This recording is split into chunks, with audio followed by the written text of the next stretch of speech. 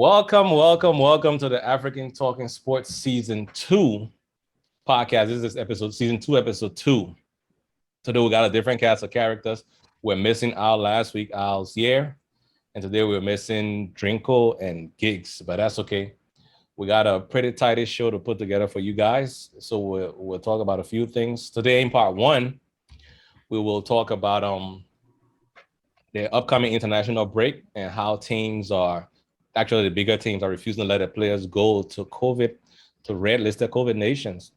And these are not regular friendly games. These are qualifiers, so they're important games, but we'll see how that shakes out. We'll also talk about the craziness that's going on in the transfer market.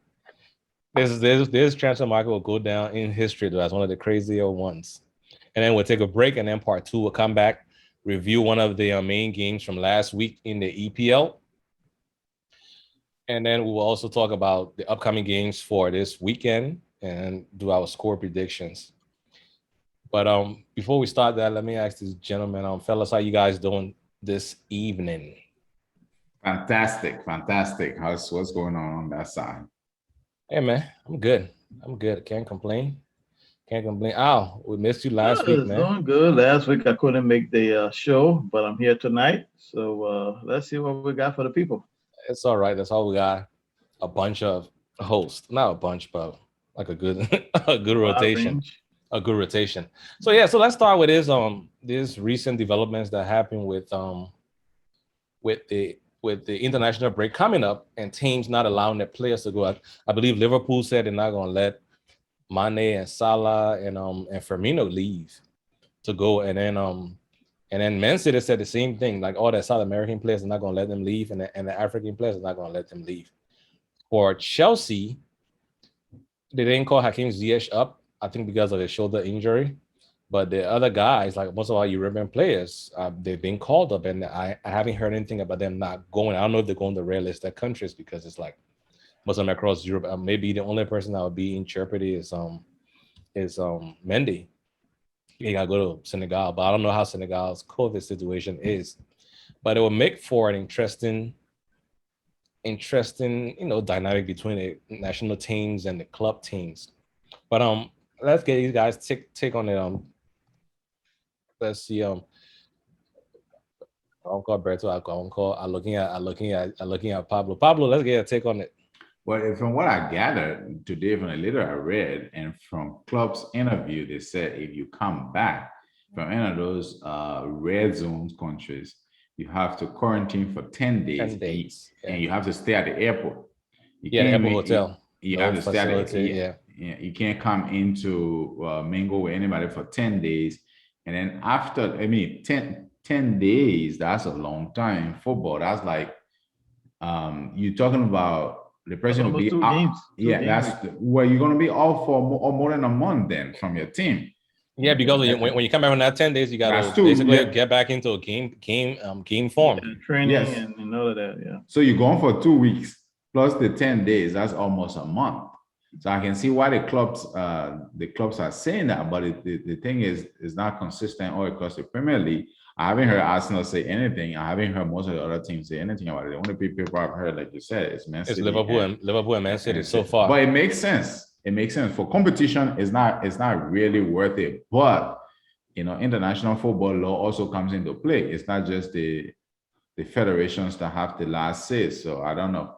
What do you think? PSG says something too, though. PSG says something about Neymar and Messi them going to South America. They said something about that. So I guess everybody trying to protect their assets and start their season ablaze. But let's get to Al and get his take on this. Yeah, they had a Copa in Brazil, right? Yeah. And then they had long time off. Like when they came back, and they had a long break. Yeah, they had a long break, and then they came back.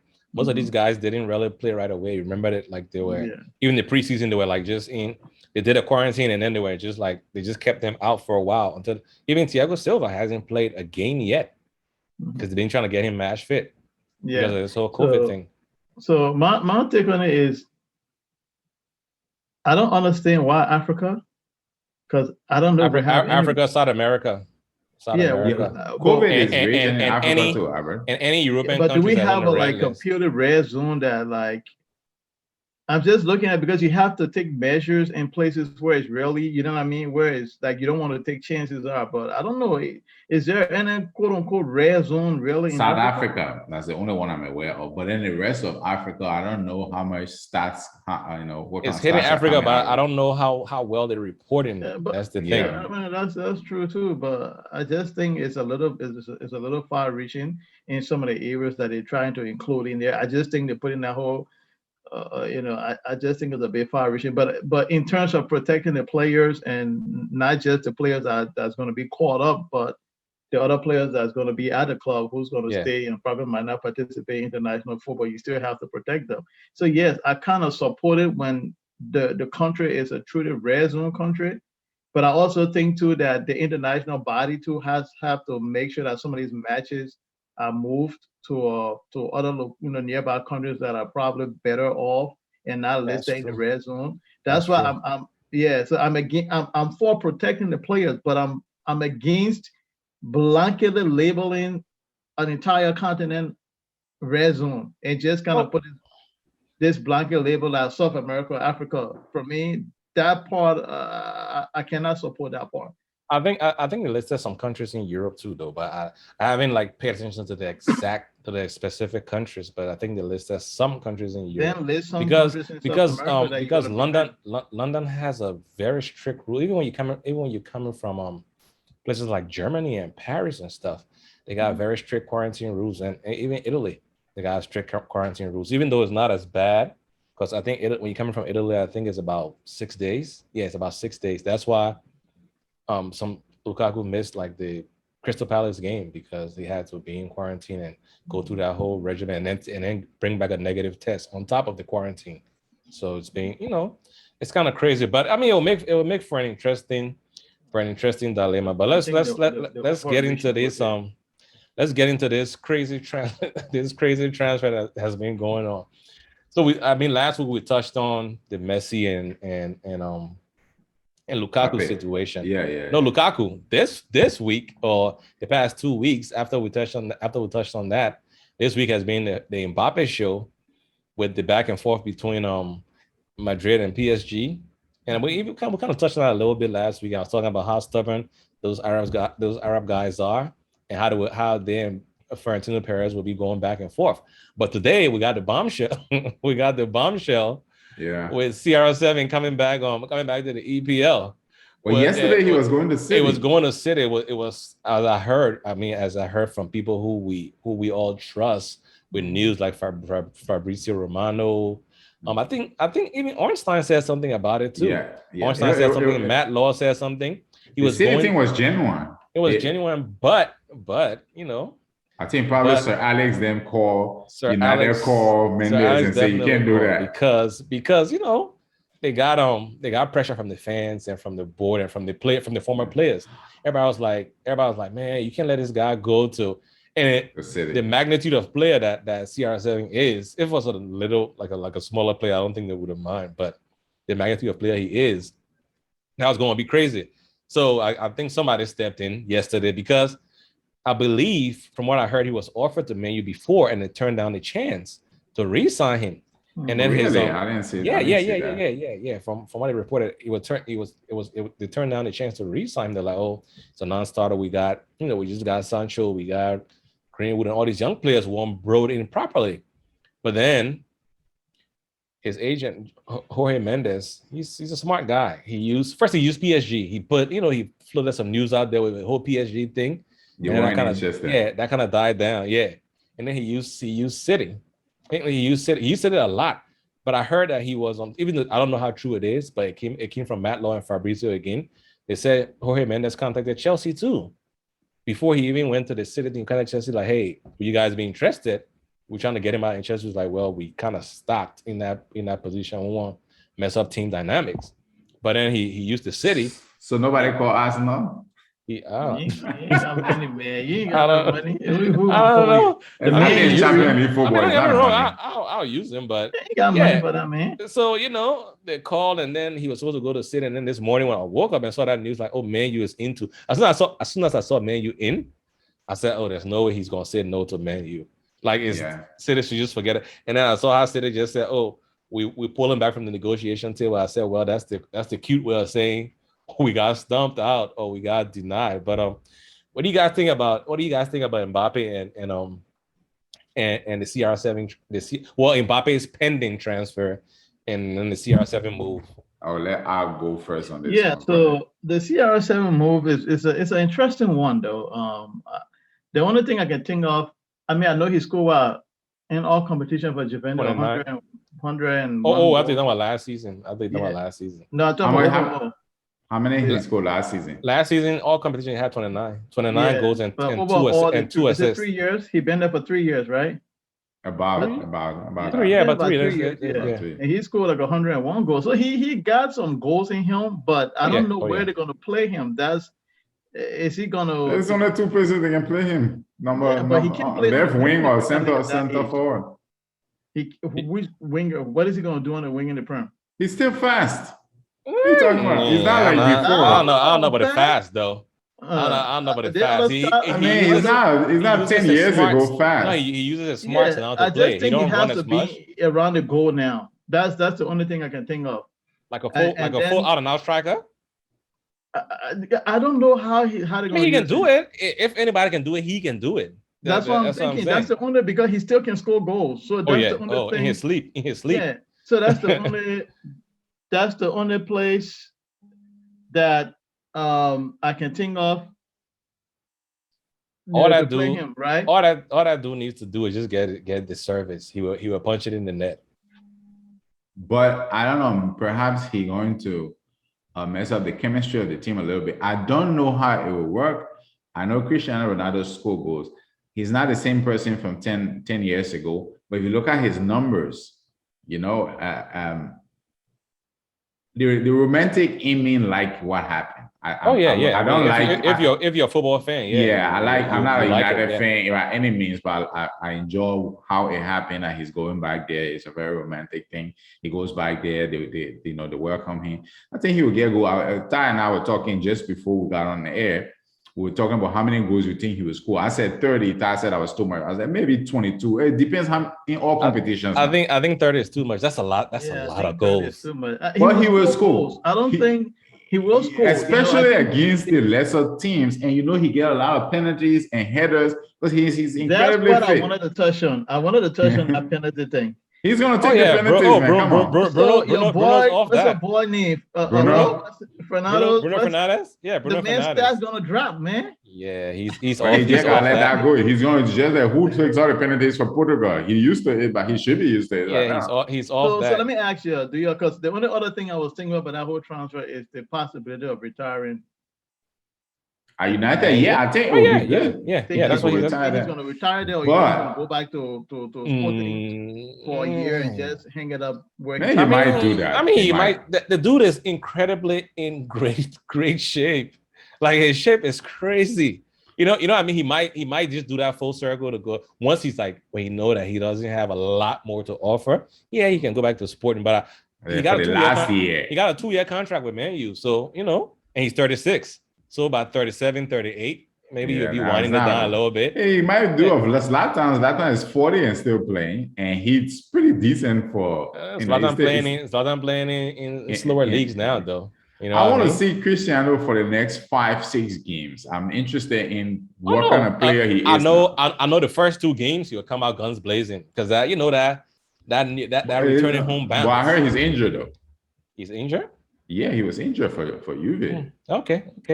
That's what I heard. I don't know. We'll see how that goes, but I think he will contribute well to that. The only thing I'm worried about, and that's the point Bogo was touching on today in the group chat, is the team dynamics, and because they're about to shoehorn him into somebody's position about to drop, and a couple of people would take hits. I don't know if he's going to play every game or if they're going to start rotating him because of his age. He's not going to take kindly to that. CR7 to preserve him. I don't know how that's going to work out, but you know, that it will be interesting. It will be interesting. Let's how about Mbappe? How about Mbappe? Pending transfer saga. I think that's a foregone conclusion. I think Madrid are acting stupidly on that one. You don't need to have either they're trying to show their muscle in the market to show they're the top dogs or one of the biggest teams in the world.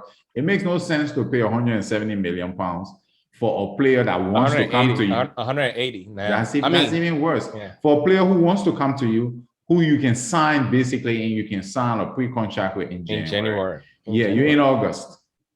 You're in August. You don't need to do it. That defense, I saw this past weekend, the way they were playing. The midfield is a little bit light. The defense is extremely light. Take that money, put it in your defense, go get some good defenders and rebuild.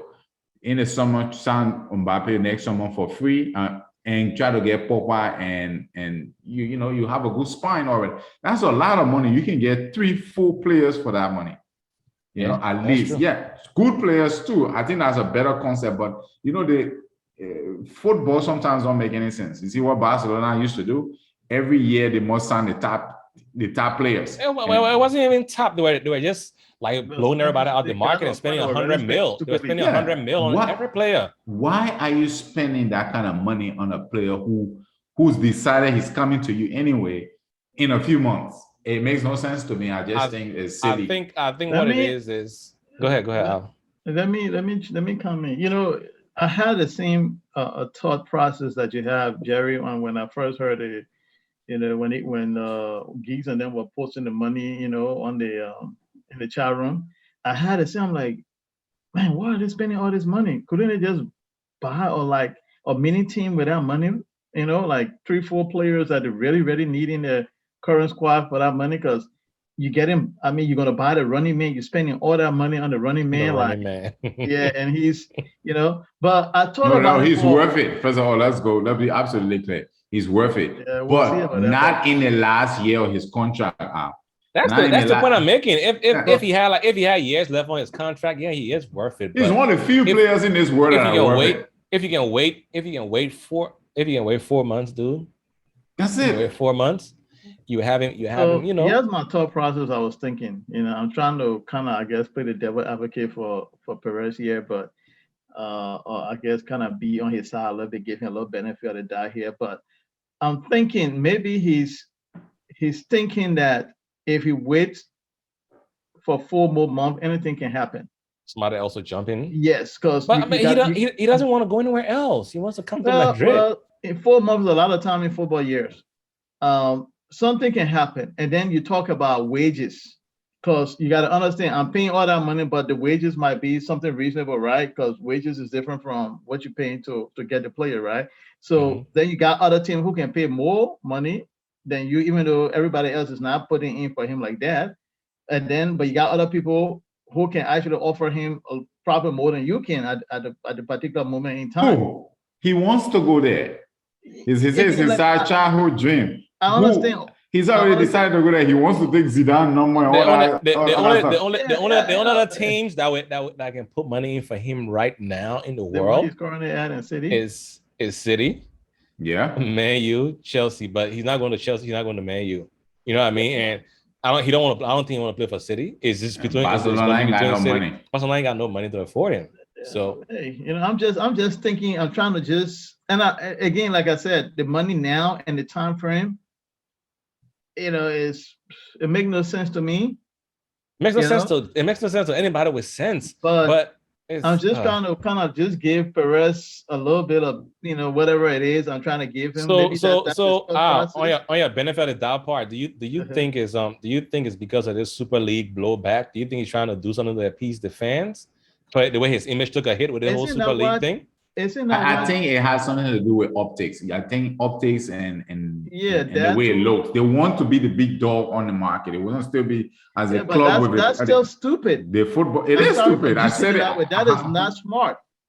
At this point, you don't have money. You I don't care if you buy Mbappe for 500 million right now. You're not. Yes, you bought him, but people gonna be looking at you like, Why are you spending that money? Like, yeah, why? It makes no sense That's at what all. I'm saying. So it doesn't really give that whole big dog on the market thing because you're still not gonna be because we know you broke. And the team still you has just borrowed the money. team still got its prestige though, so you don't have to. No, Madrid's got the history. You know what I mean? Madrid. But they're not as broke as Barcelona. No, they're not as broke as Barcelona. No, they're not. The cash is not as as abundant as it was before. The league took a hit. And the way that money set up, they took a hit. Borrow the money though. Is it a smart way to spend the money you just borrow? Well, it's not. It's not the smartest thing. We all agree on that. It's not. Let's give it a few days and see how it turn out. I know they turned out the second bid and PSG kind of holding out for 200 mil, which is I don't know. For somebody in the last year of his contract, they're holding out for because PSG should sell him. If our PSG, I sell him for the 180. Take that 180, go right to Dortmund. But that's what happened. You saw the report I put out that came out that PSG actually sounded out Mino. Yeah. Riola to ask him about the possibility, but Dortmund saying that it's too close in the window. It's too late in the window for them to always selling people they used to that. Take that money and keep it. If you take that money and give it to them, I don't think they're gonna think about late in the window. They will do it. Nobody's gonna because that dude his release clause next year. Yeah, his release clause next year is 75 mil. They will do it. You can't lose out on $100 million cash like that. Yeah. I would have taken that money right now and ran and say, hey, take the running man. And yeah. Go straight into a pre-contract offer with Haaland and Dortmund and call it a day. Let's see what the next few days bring in terms of this transfer. We'll see. Maybe by next week we'll have something else to talk about with this. But this brings us to the end of the first part of the show. As I said, want to make it a tighter show for you guys tonight, going into the weekend. So we'll come back on the back end and talk about the game, the game of last week, and then we'll go into some predictions. We'll be right back, guys.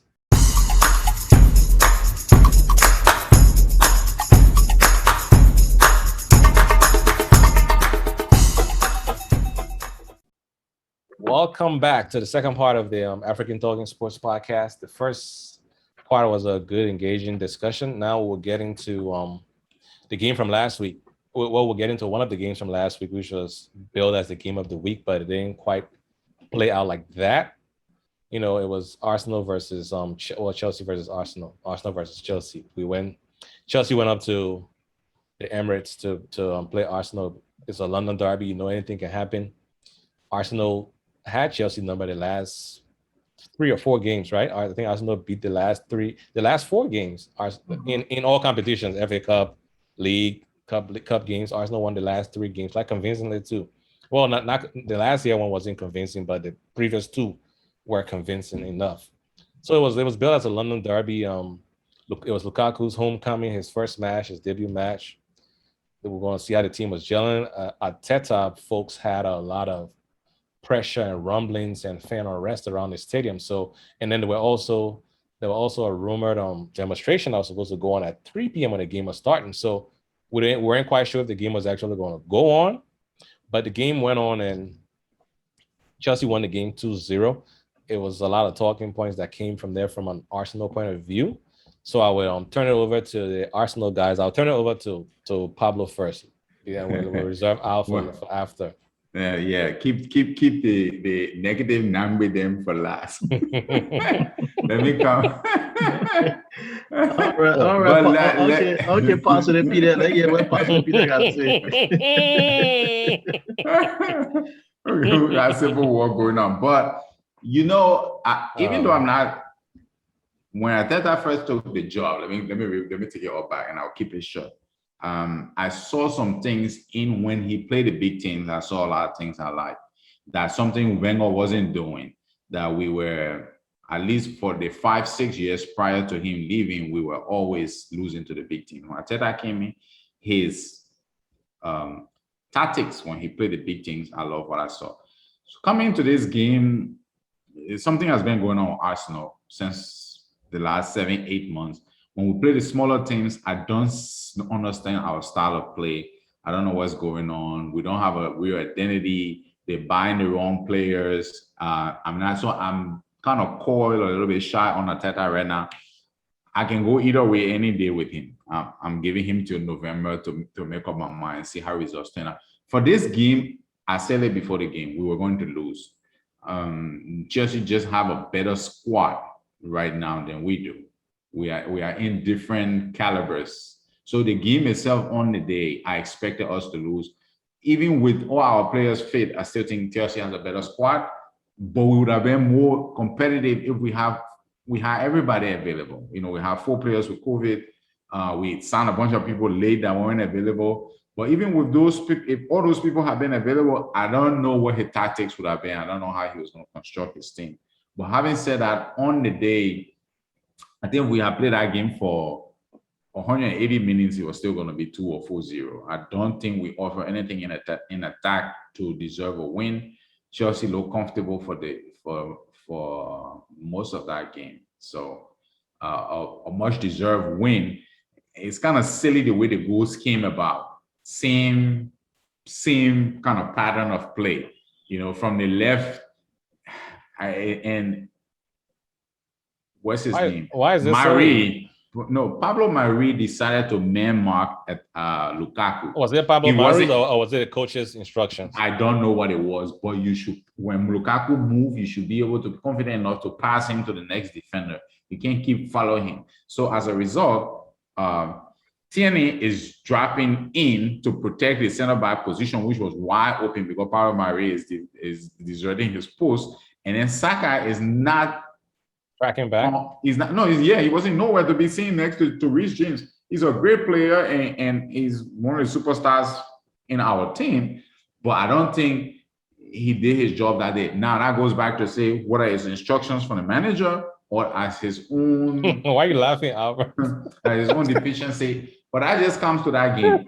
I think even if Arteta is not the man for Arsenal, and I haven't decided if he is or if he isn't, I think if in the immediate future, when the window closes, we have the next 2 weeks, you know, over the next 6-7 games, we should be fine with smaller opposition and people that are less stuff. But Brentford was a smaller opposition, though. Yeah, and then we were not prepared for that, and I can't understand and explain that one. That's just poor management from him. So I'll turn it over to negative number. The man was already laughing, so I don't know. I'm just waiting. What superstar the boy talking about? What he talking about another day. But you know, Pablo said Biscar said he saw something in Arteta because of, you know, big game wins. Yeah, I didn't see nothing. I mean, from day one, for the first couple of games, I just figured this guy wasn't ready for the job. You were celebrating the FA Cups, though. Well, I have to. Yeah, he was blowing us up with pictures. I know.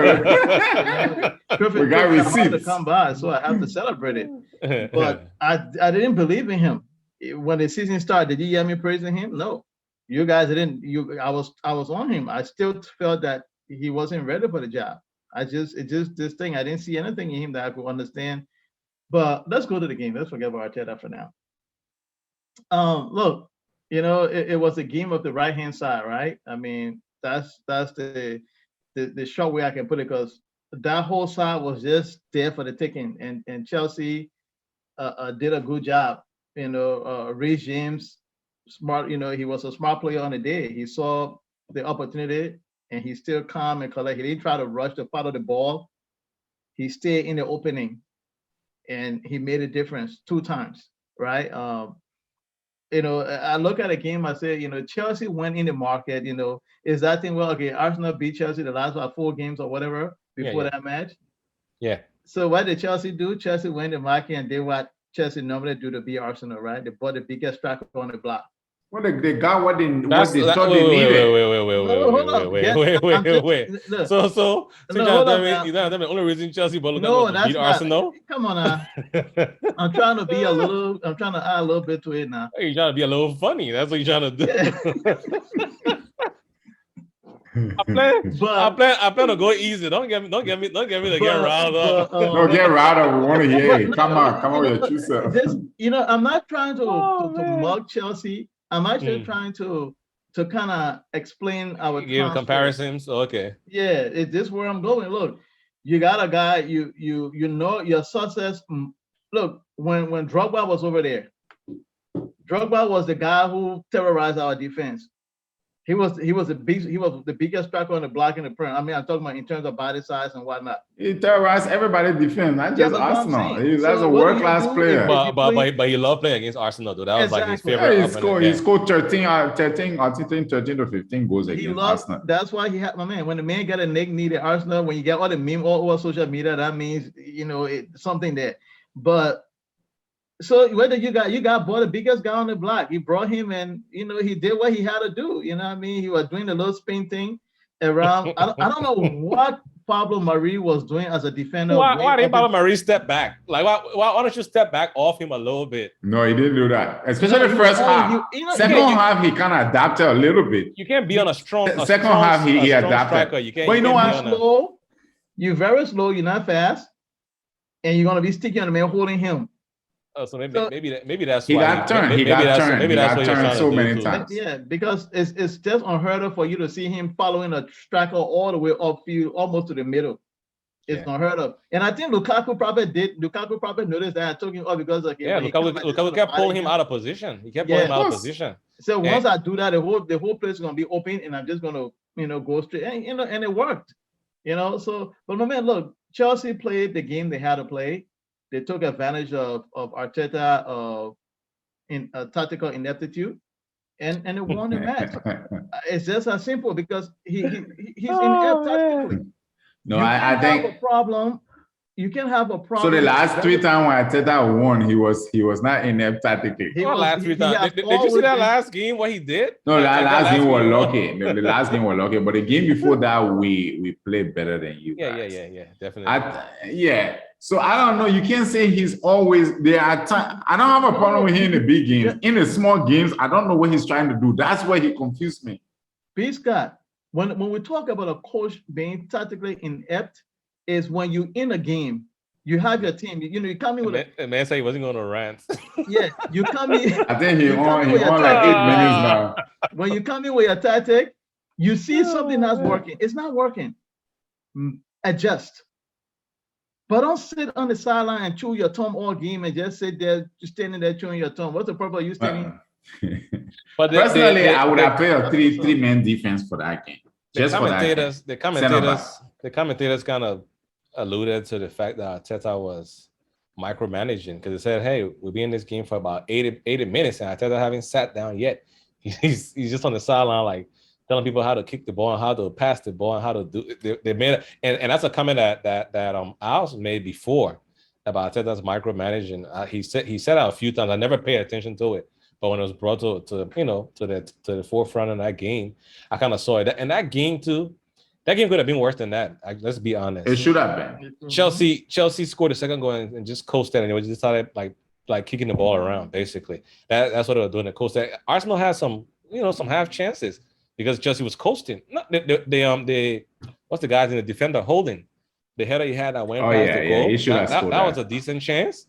And then I think another ball that got away from Smith Rowe, like that got through from Saga to Smith Rowe. Yeah. He fell short of it, but that's a half chance too, Yes, and Saga forced Eduardo into a save. Yeah. But then again, Lukaku goal could have made it 3-0 too. So Lukaku goal could have made it, and another play Lukaku could have scored, similar to the first goal, but Mason Mount. But Reece James passed the ball to Mason Mount. Lukaku was like wide open for a tap in.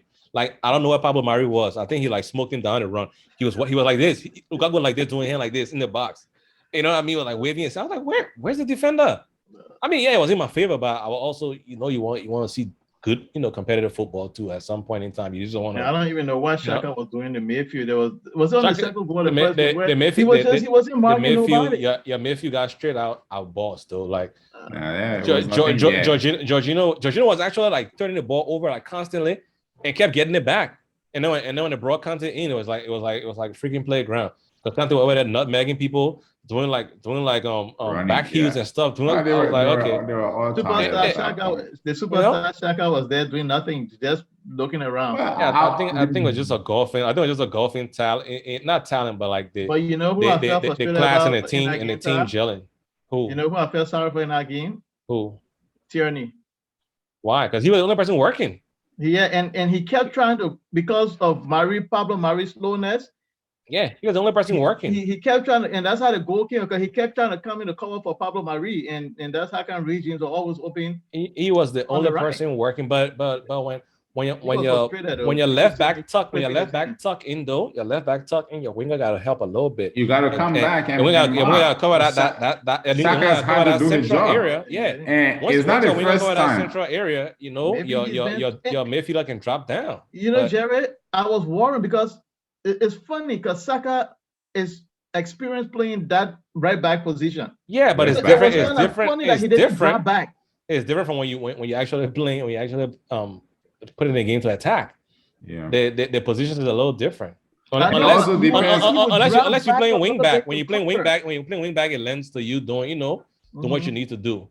But yeah, man, the game was built as the game of the week, but it didn't quite live up to what it was supposed to do. It wasn't a good. It wasn't live up from an Arsenal point of view. But we didn't come to play, and I expected that.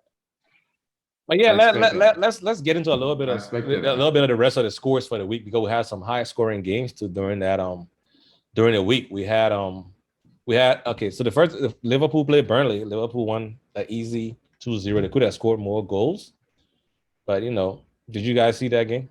I saw a little bit of it. It was kind of easy going. And then Aston Villa, I think I was wrong on that. Aston Villa actually beat Newcastle. I thought Newcastle was going to win that game. Yeah, I saw that. They missed a couple of goals during that game. Brentford and Crystal Palace played to like a 0-0 tie. It was a good game actually. Crystal Palace actually missed a couple of chances, 2 chances. Brentford hit the bar and Crystal Palace hit the bar in that game. It was a good game. I believe Leeds and Everton game was one of the best games of the weekend. What was the final score in that? It was 2-2. It was 2-2. Oh, yeah, it was an up and down game, 2-2. City beat Norwich 5-0. 5-0. They could have scored 9 goals in that game also. The Brighton Watford game kind of let me down. It was one side. I thought it was going to be a better game than I watched the whole game. But it was. I mean, Brighton played well. They had good defense. They played well. I saw a bit of that. Bissouma was really good. Bissouma starting to get named like how indeed he got his name now. Yeah, because I see big teams like that's the player Arsenal should have signed. I see Man U and Liverpool. I see Man U and Liverpool talking about him. That's why I keep telling people going to the French league. That's where it's at, man. That's where central midfielders are. Yeah, but really Southampton and Man U played a very good game. Actually, Southampton almost beat them in the game. The game drew 1-1, but it almost beat them. They missed a goal to go up 2-1 in the 76th minute. It was an actual good game.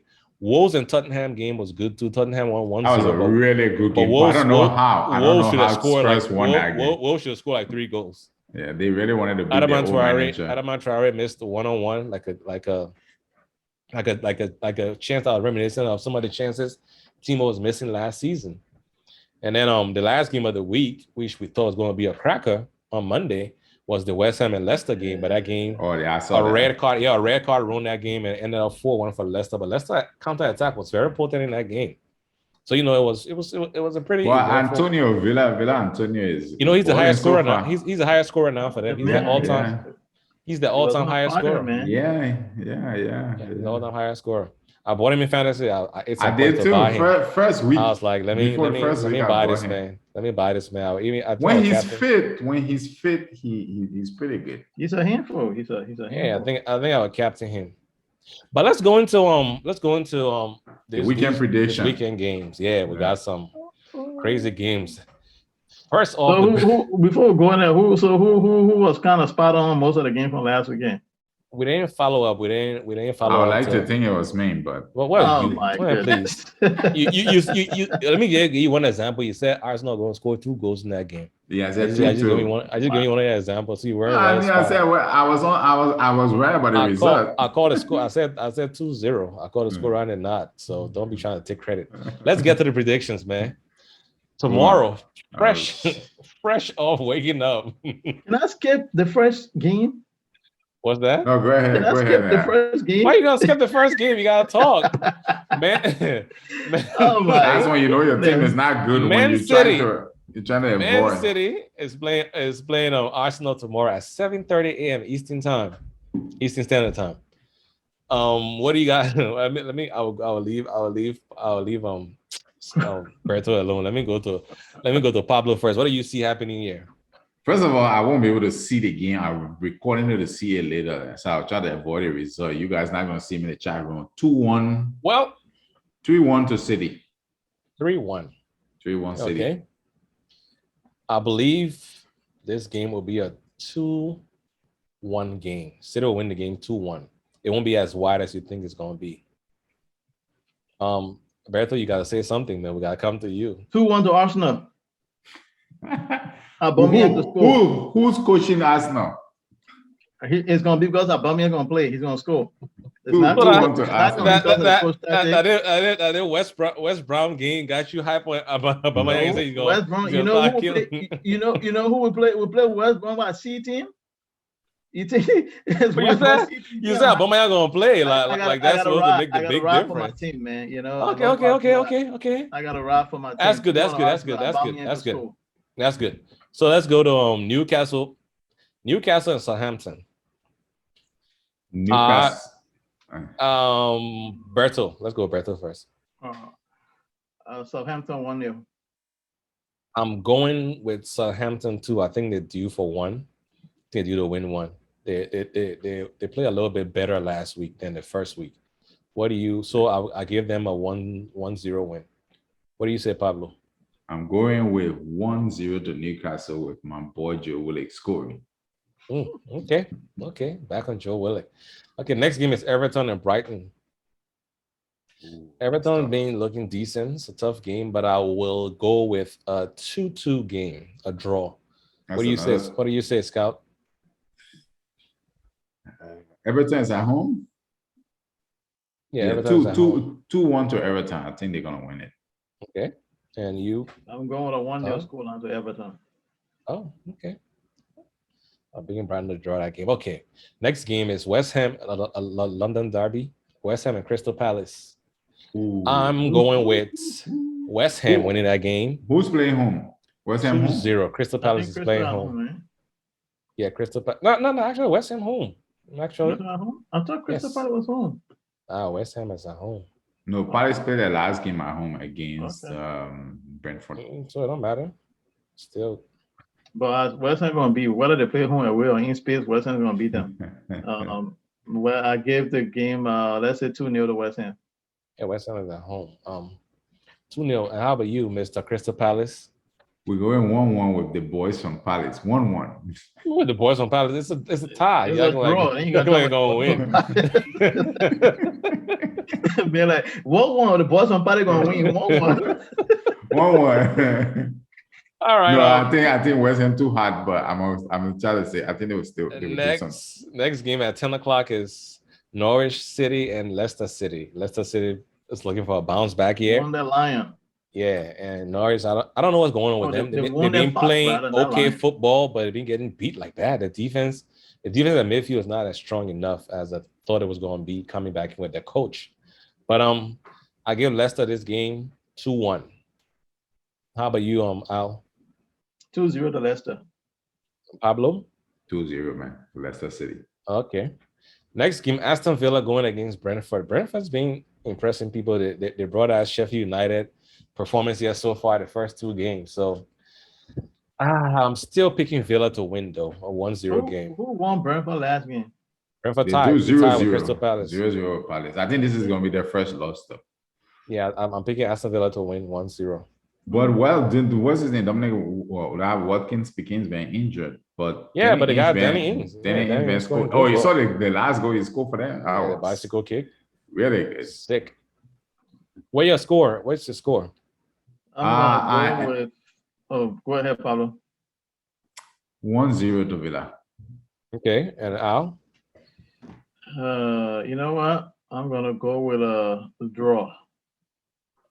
What's the score? Goalless draw, score draw. Goalless draw, 0-0.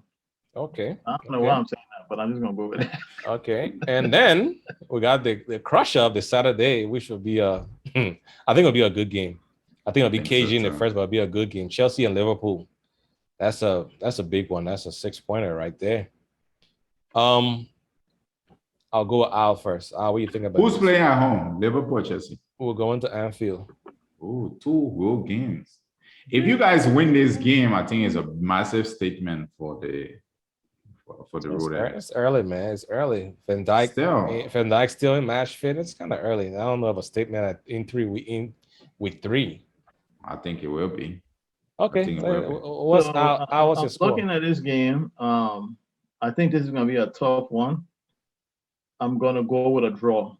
I'm looking at a 0-0 here. 0-0 again. This man. Why are you mad at the man? That's a man's score. That's a man analysis. Jeez. What's your score? What's your score, Pablo?